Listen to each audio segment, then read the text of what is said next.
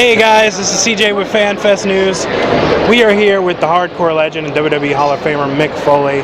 First off, thank you for taking some time with us to answer some questions. And the first one, we're going to go to probably the most asked question you probably get. Obviously, 20th anniversary of the Cell. Yes.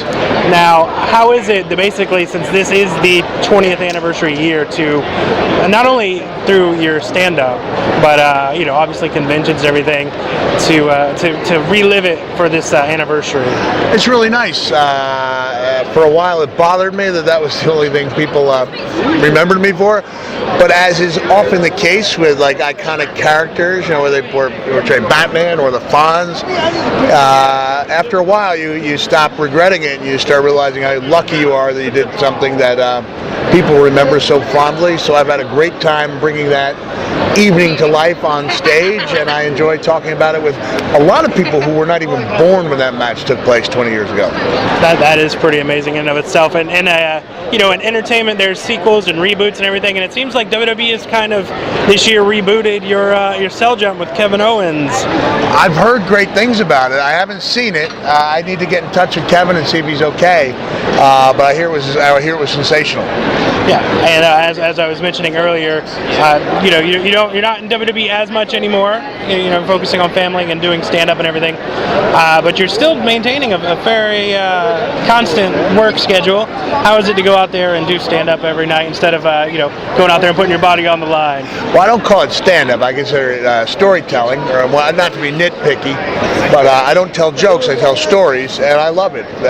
So I can't take people on an emotional ride physically anymore, but I can do it through words, and some nights it feels very much like being in the ring without the late-night emergency room visits. That is always a good. I know you used to talk about your Norman Bates showers. I haven't had reason to take a Norman Bates shower or any shower lately. Yeah, I took one last night. And now, I've actually read plenty of your books. Got to ask, is there any more books in the work? I know you've done a lot of children's books as well. Yeah, last fall I did a memoir of my experiences as one of Santa's ambassadors, and I'm working on a bonus chapter for that, and then no other writing in my near future that I know of. But you never know when the bug can get you.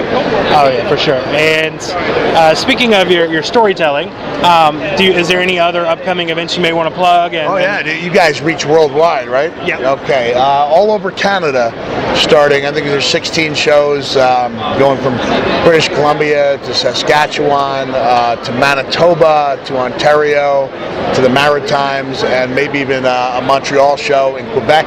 So people just go to realmickfoley.com, and that goes from August 28th through September 16th.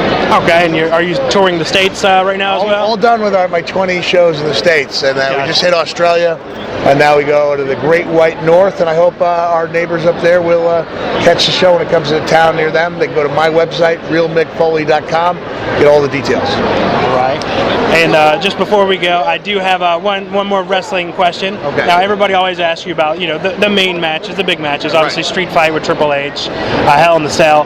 Now, throughout your career, what are maybe some of the gems that you think maybe needed more focus or that you enjoyed the most? Well, I think the 1996 Boiler Room match was overlooked. I think there's a lot of good stuff in there. So we'll give that as an answer. Pretty good one, I think, and could have done with more commentary. They left it blank for like 12 minutes. Really odd, so it came across being unusual, but I think that's what Mr. McMahon was looking for. And if someone wants to look up 1996 Boiler Room match with me and The Undertaker, we both took quite a beating in that one. All right. Well, we do want to thank you again. I hope our fans come out and see you in Canada, and make sure you go to realmickfoley.com to keep up with everything else Mick Foley. Yeah.